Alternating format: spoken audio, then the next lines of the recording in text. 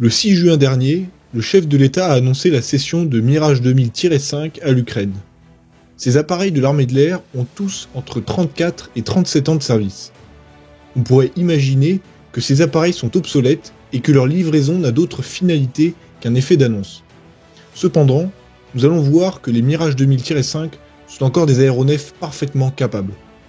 Loin d'être une livraison comme une autre, implique bien des enjeux stratégiques aussi bien pour l'Ukraine que pour la France.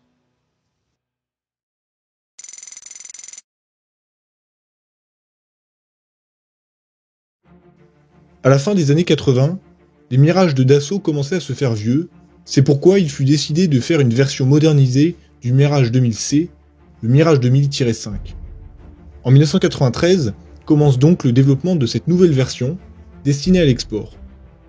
Le but était avant tout de conquérir des parts de marché et de faire face à une forte concurrence constituée non seulement des chasseurs américains comme les F-16C et D et les FA-18 Hornet, mais également les MiG-29 d'une URSS qui allait imploser en 1991, sans oublier le nouvel arrivant, le JAS-39 Gripen suédois.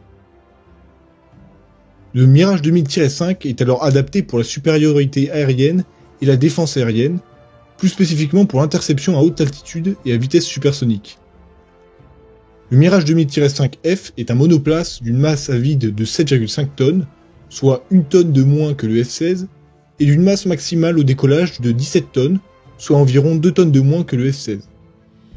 Il peut alors emporter 6,3 tonnes de charge utile, c'est-à-dire environ 1 tonne de moins que le F-16, et son turboréacteur, le Snecma M53P2, fournit une poussée de 64 kN et jusqu'à 95 kN avec post-combustion.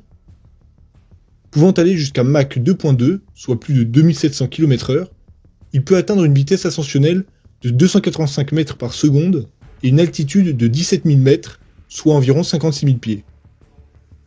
Son rayon d'action est d'environ 1600 km avec 3 bidons supplémentaires. L'appareil est équipé de 2 canons internes d'EFA 554 de 30 mm. La modernisation que constitue le Mirage 2000-5 réside essentiellement dans son système d'armes remis à neuf. La partie avant de l'appareil reçoit la majorité des nouveautés. D'abord, le nez reçoit le RDY, le radar Doppler multitarget, spécialement développé pour, à la place des RDM, les radars Doppler multifonctions, et RDI, radar Doppler à impulsion, qui équipaient les Mirage 2000. Le développement du radar Doppler à impulsion, RDI, avait posé de nombreux problèmes.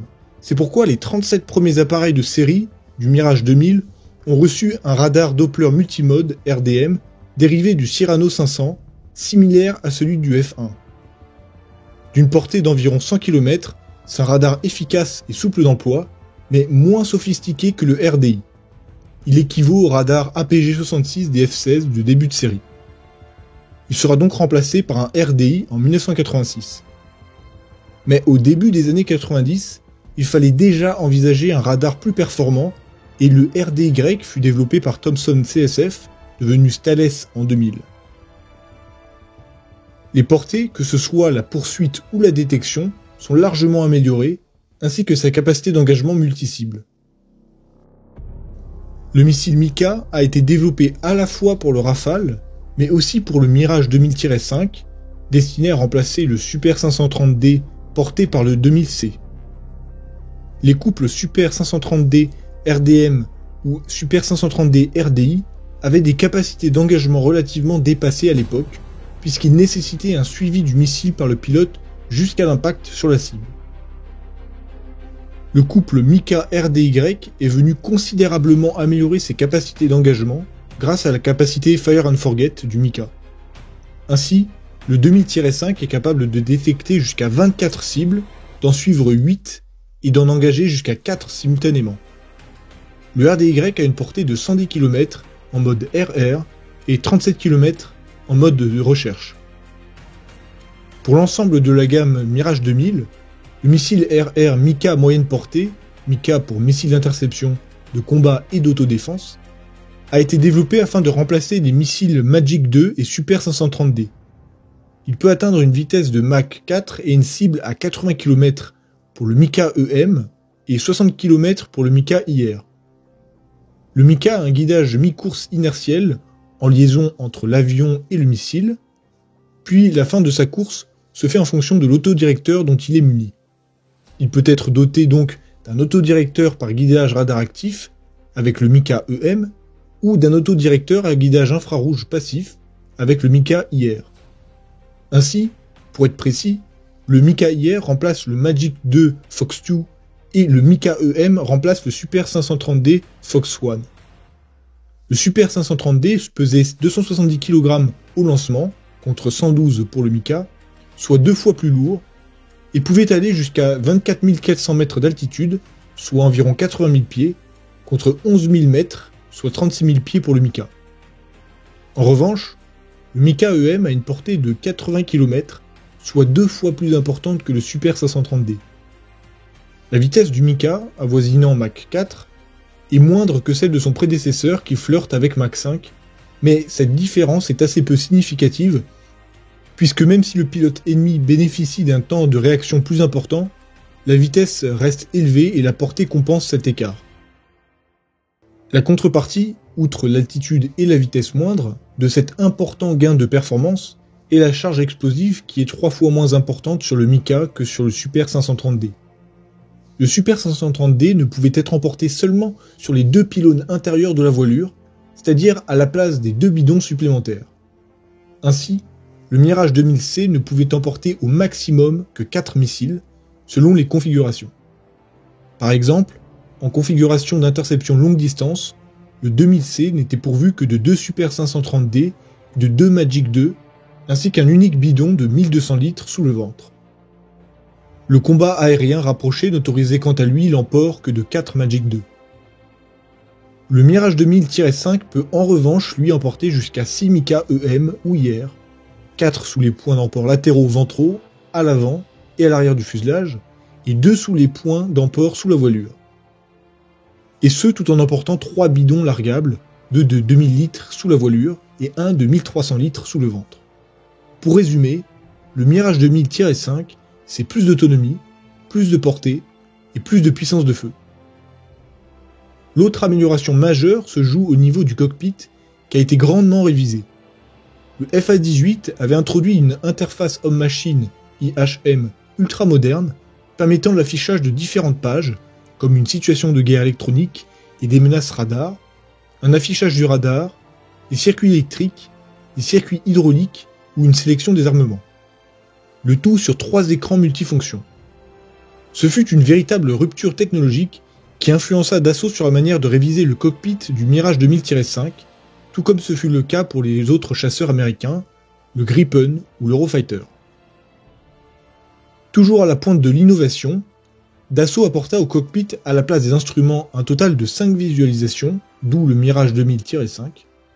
Ces visualisations sont constituées d'un CTH, collimateur tête haute, d'un CTM, collimateur tête moyenne, d'une VTB, visualisation tête basse ou HDD pour Head-Down Display en anglais, ainsi que de 2 écrans latéraux multifonctions. Le CTM est collimaté à l'infini afin d'améliorer l'acclimatation visuelle du pilote lorsqu'il regarde alternativement à l'extérieur au travers du CTH et dans le cockpit. A noter que cette innovation a été reconduite sur le Rafale. La visualisation tête haute permet de mettre en œuvre le concept complet du pilotage tête haute dans toutes les phases de vol et de mission. C'est le début du Full Glass Cockpit, alors sans équivalent dans le monde à l'époque. L'autre nouvelle technologie qui a été rajoutée au 2000-5 est le concept HOTAS, Hands On Throttle and Stick, c'est-à-dire les mains sur les manettes des gaz et sur le manche. Cela permet au pilote de pouvoir garder les gaz et les commandes en main, ainsi que le visuel sur un appareil hostile en combat RR. Même s'il a avant tout été pensé pour l'export, le Mirage 2000-5 a bien évidemment attiré l'attention de l'armée de l'air. Cependant, acquérir ces appareils neufs était considéré à l'époque comme budgétairement inenvisageable. En effet, la fin de la guerre froide a produit les dividendes de la paix, caractérisés par une chute drastique des budgets de la défense. Par ailleurs, la flotte de Mirage 2000C et B recevait une modernisation, tandis que le Rafale allait faire son entrée en service en 2002. Il a été ainsi décidé de convertir 37 Mirage 2000C au standard 2000-5 et ils seront livrés à partir de 1998 à l'armée de l'air.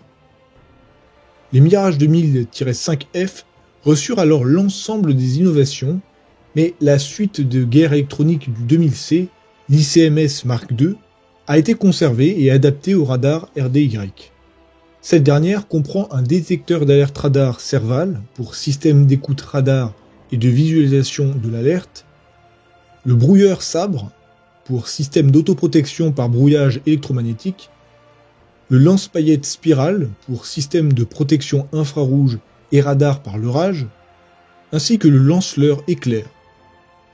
Notons que le système de contre-mesure passive Serval représentait un progrès très important par rapport aux autres Mirage 2000, un des points faibles qui fut l'un des facteurs qui poussa Dassault à développer le Mirage 2000-3, -5 et -9. Ces évolutions sont importantes à saisir pour montrer que, bien que le Mirage 2000-5 découle du Mirage 2000C, un appareil considéré aujourd'hui comme dépassé, l'amélioration de son système d'armes est suffisamment conséquente pour considérer le Mirage 2000-5 comme encore très performant. Bien que les cellules d'origine, qui sont des Mirage 2000C des années 80, ont près de 40 ans à leur actif, les Mirage 2000-5F ont été prévus pour durer jusqu'à 2030. Ils peuvent donc raisonnablement endurer le poids de quelques années de guerre en Ukraine.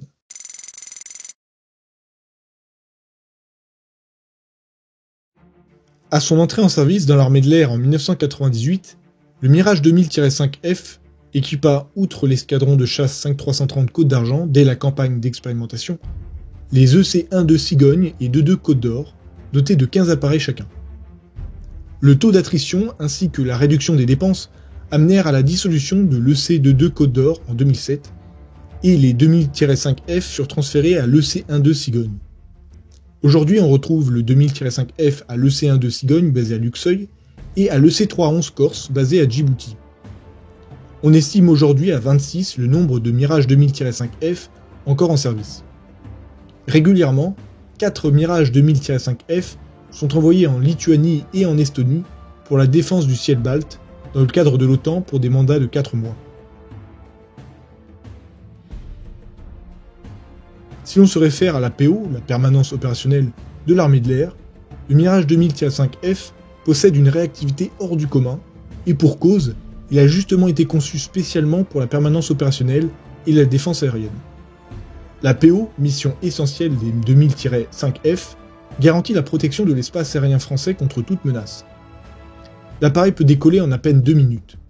Cela est permis par le fait qu'il n'y ait pas d'APU à lancer, que le démarrage de l'unique moteur ne prend qu'une trentaine de secondes, et que l'alignement de la centrale de navigation ne prend qu'1 minute 30 environ.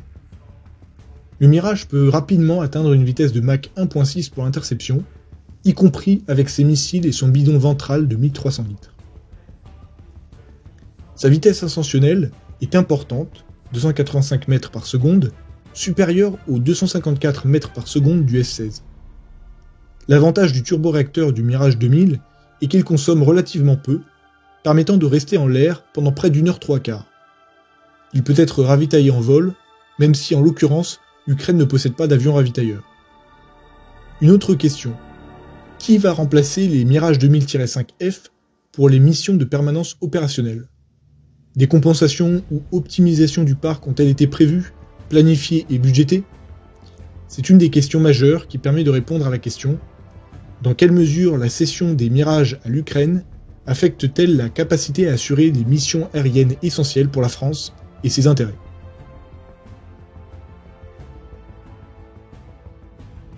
Pendant longtemps, la complexité de maintenir une chaîne logistique nous laissait penser que fournir 2 types de chasseurs à l'Ukraine n'en valait pas la peine, et qu'il était plus pertinent de se concentrer sur le F-16, dont le nombre d'exemplaires en Europe contribue à simplifier grandement et à fluidifier la chaîne logistique. Si cette contrainte a pu être un facteur dissuasif à des pays comme la France avant de s'engager dans la fourniture de nouveaux aéronefs à l'Ukraine, le soutien logistique ne demeure pas moins un véritable défi quotidien. Prenons par exemple la projection des 4 Mirage 2000-5F en Lituanie dans le cadre du mandat français de l'Enhanced Air Policing dans les pays baltes. Elle exige une organisation bien rodée et dotée de spécialistes et compétences pointues. Pour seulement ces 4 appareils, Il faut un total de 96 personnes, soit en moyenne 24 personnes par appareil. Ce personnel comprend les pilotes, mais aussi 37 techniciens, 2 spécialistes du SEO, service de l'énergie opérationnelle, 4 logisticiens, 7 pompiers de l'air, un contrôleur aérien, un médecin, un infirmier, une secrétaire, ainsi que de 12 commandos de l'air du CPA-20 pour la sécurité des appareils. C'est le personnel nécessaire pour maintenir 4 appareils opérationnels H24, 7 jours sur 7. Plus de 150 tonnes de matériel ont par ailleurs dû être envoyées sur place pour ces 4 mois de mandat, comprenant des pièces, des véhicules, des munitions, etc. Mais même avec tout cela, le MCO, le maintien en condition opérationnelle, dépend toujours de la chaîne logistique, puisque régulièrement des pièces doivent être envoyées par différents moyens. Cette MCO dépend donc grandement de la réactivité de la chaîne logistique et de la disponibilité des pièces détachées, mais aussi des expertises. Cela donne un aperçu de ce que devront mettre en œuvre les Ukrainiens pour pouvoir exploiter efficacement leur Mirage. De la qualité de cette MCO dépendra directement le taux de disponibilité des appareils, qui est par ailleurs un défi majeur et non des moindres. En effet, durant les années 2010, le Mirage 2000-5F, tout comme l'ensemble du parc aéronautique français d'ailleurs, souffrait d'un taux de disponibilité relativement faible. Les derniers chiffres que l'on peut retrouver dans les travaux parlementaires, avant qu'ils ne soient soumis à la confidentialité, faisaient état d'un taux de disponibilité technique, DT, de 44,3% en 2016. Cependant, le Rafale est lui passé d'un taux de DT de 56% en 2017 à 85% en 2021, soit une amélioration de 50%.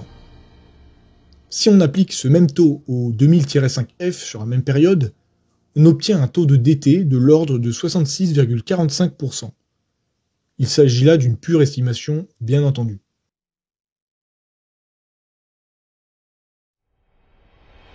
Étant tous deux des chasseurs, on pourrait penser qu'il pourrait y avoir un chevauchement dans les missions des chasseurs, pouvant poser un problème d'optimisation de leur emploi. En réalité, ils apparaissent très complémentaires.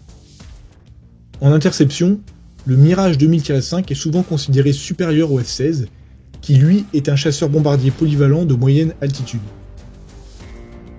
Les F-16 disposeront a priori d'AIM-120D AMRAAM, qui, avec leur portée de 160 à 180 km, permettent aux F-16 d'engager des missiles ou des aéronefs derrière la ligne de front, on peut imaginer jusqu'à une centaine de kilomètres derrière les lignes russes, et à distance de sécurité, jusqu'à 80 km, assez loin pour ne pas pouvoir être engagés par les Russes. Ainsi, on peut supposer que les F-16 auront pour principale mission de repousser les aéronefs russes, lanceurs de bombes planantes ou de missiles de croisière, ainsi que diverses missions dans la profondeur grâce à divers armements, tels que les A2SM, qui peuvent être tirés depuis le F-16 à condition de modification, et qui ont une portée de 70 km. Les AGM-88 ARM, des missiles anti-radar d'une portée de 150 km, pouvant par ailleurs être emportés sur les MiG-29 ukrainiens. Les ADM-160 MALD, des missiles leurres destinés à tromper les systèmes de défense antiaériens ennemis, notamment en simulant des données de radar de différents aéronefs. Si les États-Unis se décident à livrer des AGM-158 JA2SMER, alors les F-16 pourront les tirer, ce qui leur offre une possibilité de frapper sur tout le territoire ukrainien occupé, sur toute la Crimée, et même au-delà en Russie.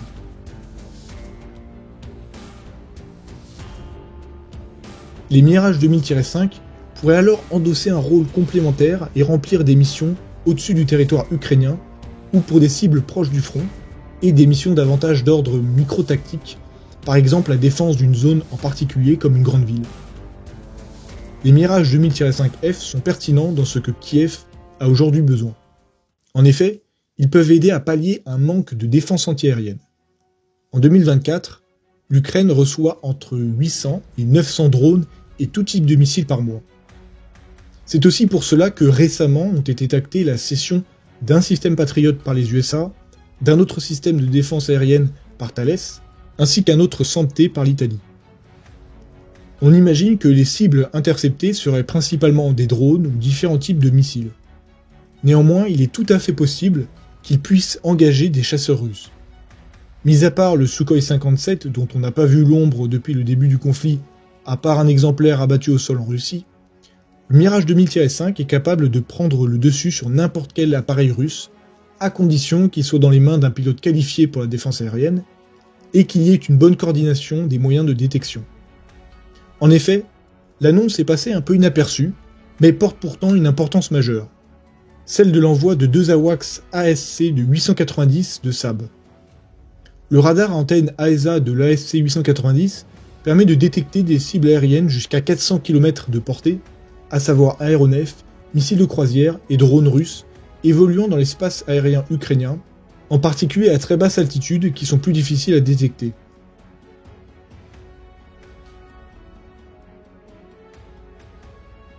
Leur rôle pourrait sûrement s'étirer selon 2 facteurs. 1. Le nombre de Mirage 2000 fournis, et 2. L'étendue de la gamme d'armements pouvant être à terme emportée par les futurs Mirage 2000 ukrainiens.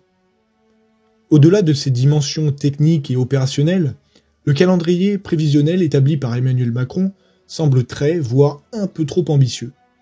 Tout dépend en effet, comme il l'a dit, du temps de formation des pilotes ukrainiens qu'il évalue entre 5 et 6 mois.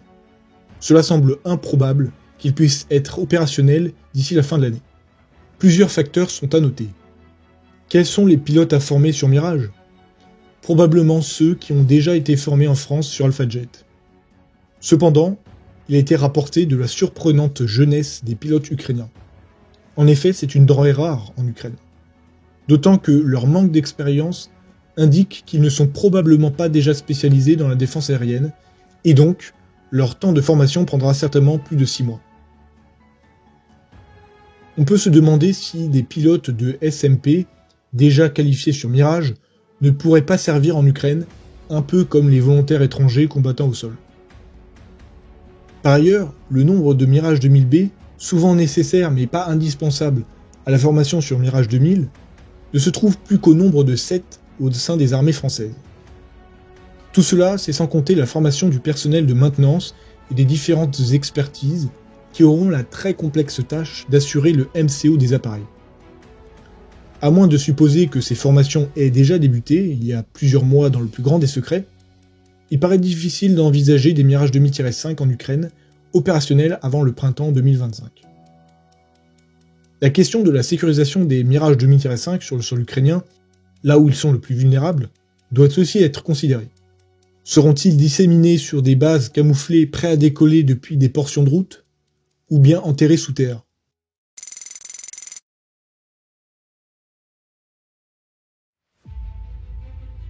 Le ministre des Armées, Sébastien Lecornu, a confirmé que la livraison annoncée serait bel et bien prélevée sur le parc français.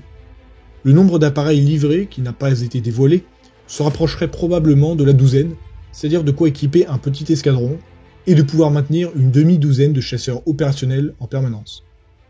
Une question se pose. Pourquoi fournir le Mirage 2000-5 et non pas le Mirage 2000D ? En effet, le Mirage 2000D, comme nous l'avions vu dans une précédente revue de presse, apparaît opérationnellement plus pertinent pour l'Ukraine par son rôle de pénétration et de frappe à très basse altitude, d'autant qu'il se trouve en plus grand nombre et qui est un appareil moins critique dans l'armée de l'air. Une hypothèse peut résider en une raison politique. Fournir des appareils de défense aérienne est une arme défensive par essence et rentre plus aisément dans le discours occidental consistant à soutenir l'Ukraine à se défendre. Le corollaire de cette hypothèse est que puisque ces mirages sont destinés à opérer dans l'espace aérien ukrainien, ils sont moins exposés au danger de se faire abattre par les Russes et de leur fournir de quoi alimenter leur discours selon lequel la France combattrait la Russie. En poursuivant la logique de cette hypothèse, il serait alors plus facile de fournir par la suite des Mirage 2000D à l'Ukraine, que ce soit dans les termes de l'escalade à l'aide occidentale ou dans la facilité de mise en œuvre de chasseurs français pour les Ukrainiens. Le président de la République a fait référence à une coalition qui est en train de se mettre en place pour livrer les Mirage 2000-5, et donc, a priori, la France ne serait pas seule fournisseur de Mirage 2000-5. 5 pays peuvent potentiellement constituer un réservoir de dérivés du Mirage 2000-5 pour l'Ukraine. Le premier est Taïwan, qui a acheté 48 Mirage 2000-5 EI monoplace et 12 Mirage 2000-5 DI biplace en 1992. Cependant, De tous les pays, Taïwan est le moins susceptible de lâcher ses Mirage 2000, pour la double raison que l'enjeu sécuritaire évident l'exige, et que son rôle correspond parfaitement aux besoins de Taïwan. Le Qatar a acquéri, quant à lui, 9 Mirage 2000-5 DA, monoplace, et 3 Mirage 2000-5 DDA, biplace en 1997. Avec l'acquisition du Rafale, le pays a cherché à s'en débarrasser, d'abord auprès de la société privée Ares, puis auprès de l'Indonésie, puis à Excalibur International, une société tchèque. Toutes ces tentatives ont échoué, la dernière en date en février dernier. Les Émirats Arabes Unis ont reçu entre 1998 et 2009 un total de 62 Mirage 2000-9, monoplace et biplace, qui eux ont une capacité de mener des missions air surface. 30 d'entre eux, initialement des Mirage 2000 EAD, RAD et DAD, ont été portés au standard 2000-9. Depuis plusieurs années, le Maroc espère acquérir 30 de ces Mirages émiratis, sans succès jusqu'à présent, puisqu'une telle acquisition nécessitait l'aval de Paris. En réalité, on ne sait pas tellement où en sont les négociations, mais il n'est pas inconcevable d'imaginer un deal entre la France et le Maroc pour en livrer une partie en Ukraine, éventuellement une petite dizaine, en échange du feu vert de Paris pour fournir le reste au Maroc. La Grèce met quant à elle en œuvre 24 Mirage 2000-5 Mark II, une version permettant notamment de tirer l'Exocet. Elle posséderait également encore 5 Mirage 2000 EG. On peut imaginer un échange de bons procédés entre la France et la Grèce. En effet, dans la précédente revue de presse, nous avions vu que les forces helléniques cherchent à rationaliser leur parc constitué d'un patchwork de pas moins de 7 appareils différents. La France pourrait garantir la livraison de Rafale, possiblement décalée dans le temps pour ne pas affecter le plus le parc français, en échange de la cession de ces Mirages, pas nécessairement directement à l'Ukraine, mais peut-être via la France, pour qu'elle puisse soit y faire des modifications en bridant ou en rétrofitant des capacités, soit en les utilisant à entraîner les pilotes ukrainiens. Bénéficiant de pilotes expérimentés, la Grèce pourrait également dispenser des entraînements au profit des Ukrainiens. Les Mirage 2000 grecs et émiratis ont une avionique différente des autres, car ils disposent du calculateur EMTI, ensemble modulaire du traitement de l'information, développé pour le Rafale. Ils ont des visualisations tête latérales différentes, avec une plus grande surface d'affichage. Enfin, l'Inde possède une quarantaine de Mirage 2000i monoplace et une dizaine de Mirage 2000 Ti biplace, qui ont été modernisés assez récemment pour un montant de plus de 2 milliards d'euros. Ils peuvent s'apparenter à des Mirage 2000-9 RAD DAD émiratis et sont capables de mener des missions air-air et air-sol. Si les dons de ces appareils par ces pays ne sont pas envisageables, leur acquisition reste possible par leur rachat.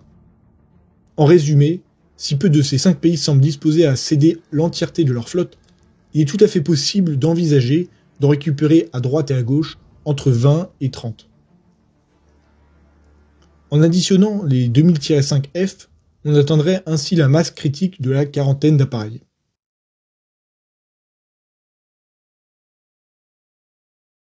C'est une question centrale, puisqu'on ne peut pas juger de la pertinence de la livraison de Mirage en Ukraine sans les armements qui vont avec. La première arme qui vient à l'esprit est le Mika.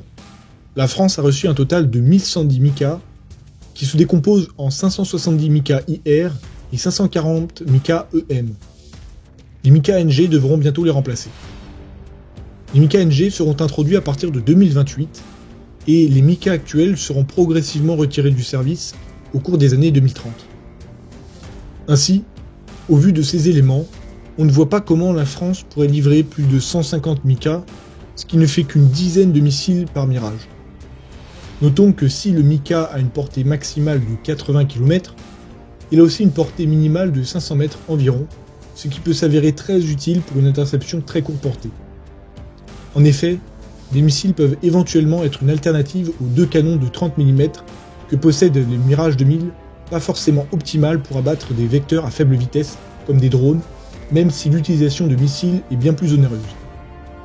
À voir comment les Ukrainiens fixeront leur doctrine d'emploi face à la diversité des menaces. Et justement, le R550 Magic II peut être une hypothétique possibilité.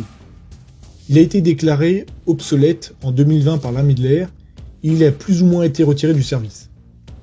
Mais puisqu'ils sont toujours utilisés par des pays détenteurs de Mirage 2000, on on peut émettre l'idée que certains stocks peuvent être utilisés contre des drones ou certains missiles à plus faible valeur tactique. Il est important de souligner que le Mirage 2000-5F n'est pas multi-rôle, à la différence du Mirage 2000-9 des Émirats Arabes Unis. Mais il est intéressant de se demander si son rôle peut s'élargir par l'emport d'armements divers, afin de donner une plus grande flexibilité aux Ukrainiens dans leur emploi et de maximiser les effets sur le terrain. Dans l'optique où les Ukrainiens envisageraient d'utiliser le Mirage en soutien d'une localité au sol, alors l'A2SM peut être une option. En effet, la France a promis d'en envoyer 600 d'ici la fin 2024. Il s'agit d'un kit de bombes guidées d'une portée de 70 km si elle est tirée à haute altitude et de 15 km si elle est tirée à basse altitude.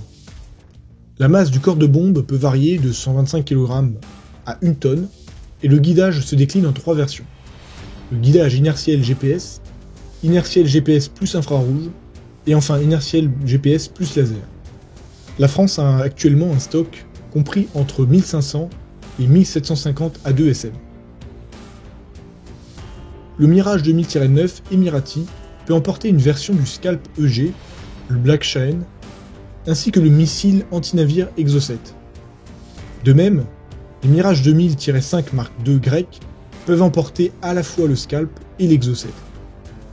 Enfin, l'Ukraine pourrait éventuellement faire adapter les Mirages pour qu'ils puissent porter le feu en mer Noire en lançant des R-360 Neptune ou des AGM-84 Harpoon, tous deux des missiles anti-navires possédés par l'Ukraine.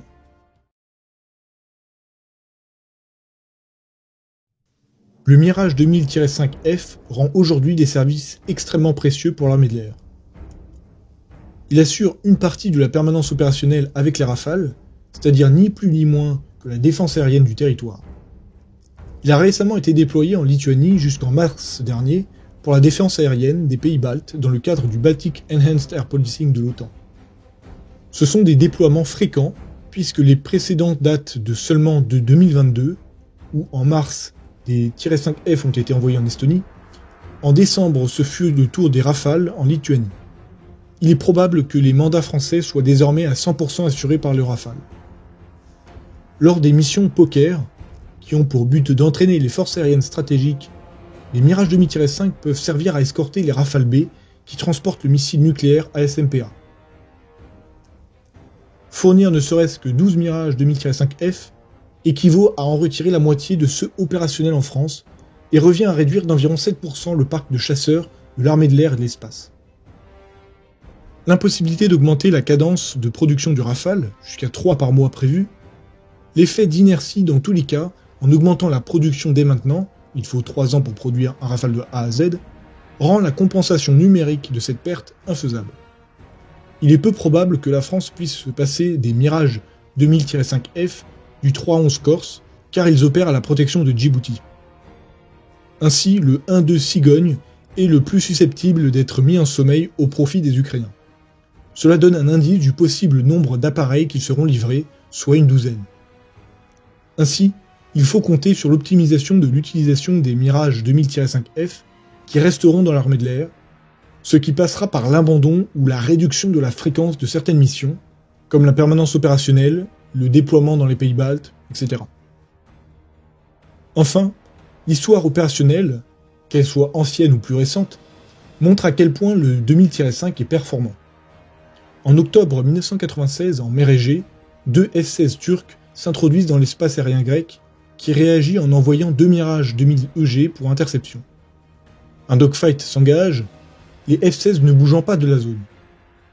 Un des Mirages tire un missile Magic 2, abattant l'un des F-16 et faisant fuir le second. Un des pilotes réussit à s'éjecter et sera secouru par les Grecs, mais le second pilote est tué dans le crash de l'appareil.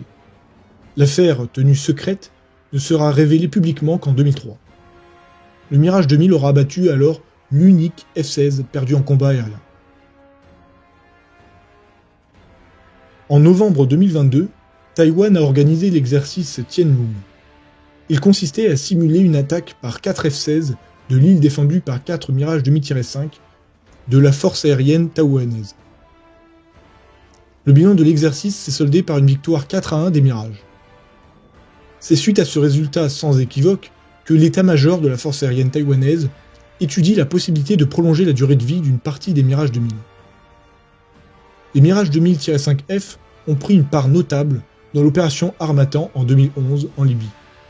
Il effectua 1115 heures de vol en 354 sorties, au cours desquelles il permit l'établissement de la zone d'exclusion aérienne et de maintenir la suprématie aérienne au-dessus de la Libye.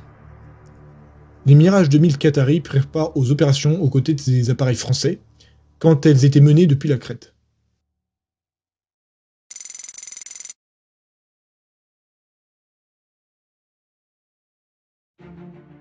Il y a deux perspectives à travers lesquelles nous pouvons trouver une certaine pertinence à une telle livraison. La première perspective. Si l'Ukraine résiste, cela maintient à une distance une partie de la menace conventionnelle qui pèse sur les intérêts de la France, tout comme ceux de l'OTAN plus généralement. Puisqu'on comprendra que tant que la guerre durera et que Poutine n'a pas satisfait ses objectifs de guerre, bien qu'il ait pu les revoir à la baisse, ils ne sont visiblement pas encore atteints, il est pour l'heure difficile pour lui de s'engager dans un nouveau conflit armé sans mettre en danger les gains en Ukraine. Ainsi, il paraît stratégiquement judicieux de fournir des capacités aux Ukrainiens que certes l'armée de l'air et de l'espace perdra, mais aura reconstituées avant que la menace conventionnelle russe ne réémerge, puisque dans tous les cas, les 2000-5 devaient être retirés du service d'ici 3 à 4 ans. La défense de la France, comme celle de tout pays, ne repose pas nécessairement que sur les moyens possédés par elle-même, mais aussi sur ceux possédés par des alliés en amont de la menace. Cette perspective modère l'impact que la fourniture du Mirage 2000-5 peut avoir sur l'armée de l'air et de l'espace. La deuxième perspective est la suivante. À la question de savoir si la livraison de Mirage 2000-5 affectera le parc de chasse français, bien entendu oui, d'une manière non négligeable. Cependant, cette question ne doit pas être une finalité. La bonne question à se poser est la suivante. Comment utiliser au mieux les appareils afin de protéger les intérêts français, que ce soit à court ou à moyen terme, parce que c'est de cela dont il s'agit. Si cela passe par la cession de Mirage à l'Ukraine, alors la question de savoir s'ils affecteront le parc de chasse français prend une importance moindre. Ainsi, une douzaine de Mirage 2000-5 sont-ils plus utiles en Ukraine qu'en France pour servir indirectement les intérêts français?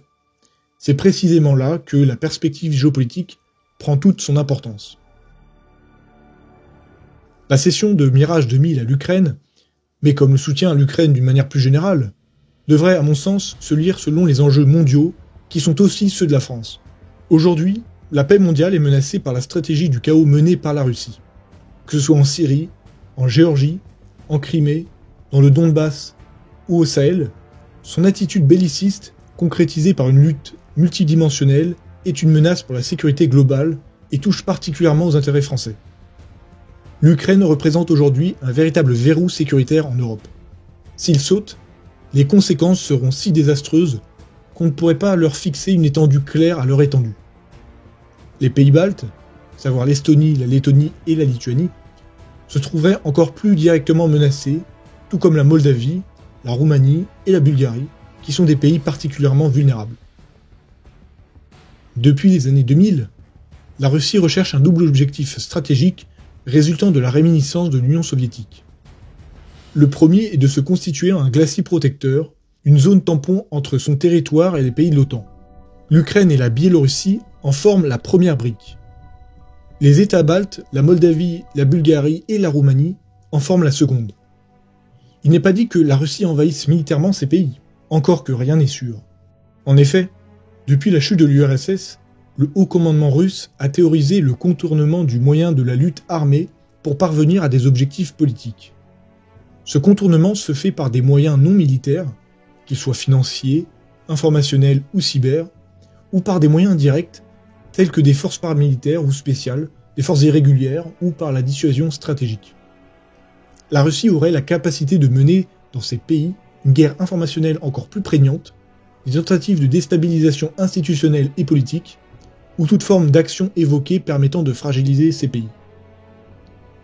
Des milices ou une instrumentalisation des populations russophones pourraient servir à mener des actions indirectes et à reproduire la situation de la Crimée et du Donbass précédant une action militaire directe. Tout est possible, et aujourd'hui cette possibilité pas si improbable que cela, est bien présente dans l'esprit des dirigeants de ces pays, particulièrement dans les pays baltes, qui consacrent plus de 2% de leur PIB à la défense, sans compter qu'ils font partie des premiers donateurs à l'Ukraine en proportion de leur PIB, entre 1,7 et 4%. La présence de l'OTAN dans ces pays n'est pas une garantie ultime. Qu'est-ce qui garantit que les pays de l'OTAN réagiraient, ce qui signifie entrer en guerre avec la Russie? Est-ce qu'on est sûr que tous les pays seraient prêts à prendre ce risque pour sauver des pays de cette taille? Qu'est-ce qui assure le soutien américain dans l'OTAN suite à l'élection de Donald Trump? Qu'est-ce qui garantirait le maintien des troupes de l'OTAN dans ces pays dans les années suivantes? L'article 5 ne repose que sur la volonté des membres de s'y tenir le jour J. La Russie ne croit pas à cette solidarité, et c'est aux pays de l'OTAN de la démontrer et de dissuader. Le second objectif stratégique de la Russie est de recouvrer son influence qu'elle avait autrefois, à l'époque de l'Union soviétique. Cela a commencé avec la Tchétchénie, puis la Géorgie avec l'Ossétie du Nord et l'Abkhazie du Sud, en Syrie et au Sahel. La vassalisation de la Biélorussie est le parfait exemple de ce que souhaite Poutine pour les anciennes républiques soviétiques, particulièrement pour celles qui ont refusé d'appartenir à la CEI, la communauté des États indépendants, ou qui l'ont quitté par la suite. Hasard ou non, il s'agit précisément des 3 États baltes, de l'Ukraine, de la Géorgie, du Turkménistan et de la Moldavie. Les pays d'Asie centrale, que ce soit le Kazakhstan, l'Ouzbékistan ou encore le Turkménistan, craignent également pour leur sécurité vis-à-vis de la Russie. Tout tend à montrer que Poutine souhaite reconstituer tout ou partie l'URSS. Peu importe que cela soit conscientisé ou pas, on est aujourd'hui capable d'observer une convergence des faits. Cette reconstitution peut se lire selon les dimensions économiques, politiques et sécuritaires. La dimension politique est fortement symbolisée par l'annexion de la Crimée et des oblasts de Louhansk, de Donetsk, de Zaporijjia et de Kherson. La dimension économique se retrouve dans l'Union économique eurasiatique, Russie, Biélorussie, Kazakhstan, Arménie, Kirghizistan, une zone de libre-échange mais qui favorise plus la Russie que les autres États membres selon eux-mêmes. Enfin, la dimension sécuritaire peut se retrouver dans 2 organisations. La première est l'OTSC, l'Organisation du Traité de sécurité collective, une organisation intergouvernementale de sécurité dont l'influence s'étend sur les pays de la CEI. Cette organisation fait écho au volet militaire du pacte de Varsovie. L'autre organisation qui reflète en partie cette dimension sécuritaire est l'OCS, l'Organisation de coopération de Shanghai, dont font partie un certain nombre d'États évoqués précédemment. Ainsi, outre les enjeux des intérêts français menacés par la Russie au Levant, en Afrique, ou même sur son propre territoire via des cyberattaques notamment, c'est la sécurité européenne qui se joue aujourd'hui en Europe, qui affecte directement la France. L'investissement dans le soutien à l'Ukraine, verrou sécuritaire européen, peut se justifier aujourd'hui par les seuls intérêts français, c'est-à-dire que c'est sans compter les raisons liées à la solidarité et à la défense de la démocratie. C'est donc la sécurité du continent européen qui se joue sous nos yeux, et cela ne peut pas se comprendre sans se placer dans une perspective géopolitique, dimension dans laquelle Poutine se place pour justifier par ailleurs son invasion à coup d'invocations historiques notamment.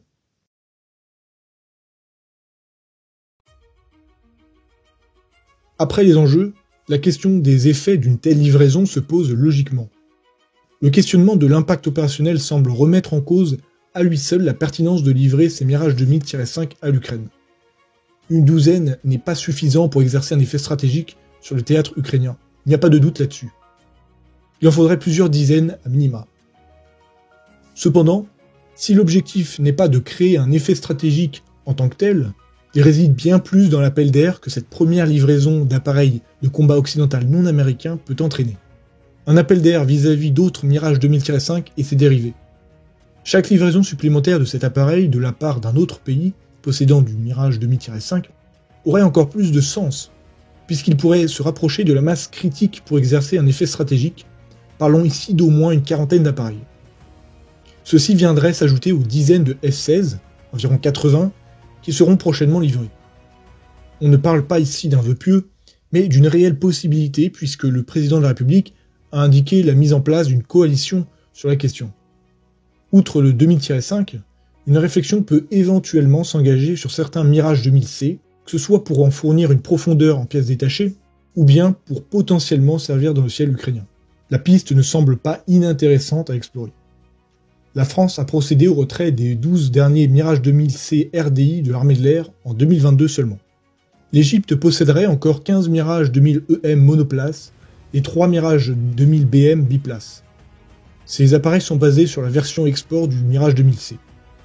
Par ailleurs, le Pérou possède 10 Mirage P monoplace et 2 Mirage D biplace qui sont eux-mêmes dérivés du Mirage 2000C. On identifie donc une quarantaine de Mirage 2000C qui pourraient très hypothétiquement servir à l'Ukraine. Ensuite, la cession de Mirage peut aussi constituer, de manière hypothétique toujours, un appel d'air, une forme de dynamique à la livraison d'autres appareils, que ce soit éventuellement des F-16 supplémentaires, ou bien des Gripen, dont la Suède s'est abstenue de livrer à l'Ukraine tout récemment, alors qu'elle envisageait sérieusement de le faire, et ce pour des raisons de complexité du MCO. Cependant, si le Mirage 2000-5 peut relever le défi du MCO en Ukraine, alors le Gripen le pourra également. Il semble bien que la raison opérationnelle et la raison politique constituent les deux faces d'une même pièce. La face politique consiste à envoyer un message politique fort à l'Ukraine quant au soutien français, en dépit de la relative faiblesse du soutien de la France depuis le début du conflit. Que ce soit directement ou via la Facilité européenne pour la paix, la France a livré un total de 5,1 milliards d'euros de matériel militaire. Cela s'explique par le format actuel des armées françaises et que l'articulation des forces conventionnelles et de la dissuasion ne permettent pas de se découvrir bien plus. Sauf à produire plus, mais ce qui implique des investissements bien plus massifs et une profonde révision de l'outil de production militaro-industrielle. Un pari qui peut s'avérer gagnant, même économiquement, si ceci est intégré dans une logique d'exportation supporté par deux volets. Un volet de démonstration des équipements sur le champ de bataille ukrainien, les labellisant Combat Proven, ainsi qu'un volet d'intégration dans un marché européen de la défense, dans des chaînes de valeur européennes, dans une demande et surtout une offre européenne.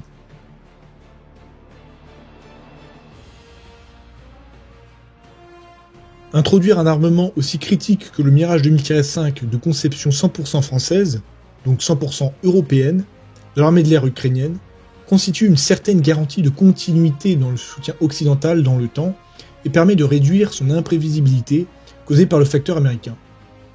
Face à l'impossibilité de prédire ce qu'il se passera en cas d'élection de Donald Trump et même des décisions futures du Congrès américain, les États-Unis n'auront pas leur mot à dire sur les Mirages, n'étant eux pas soumis à la réglementation ITAR, et cet armement se trouve alors complètement décorrélé de la volatilité des décisions américaines. Au contraire, les F-16 ukrainiens resteront sous contrôle américain, rien que par la nécessité d'être approvisionnés en pièces détachées et en munitions.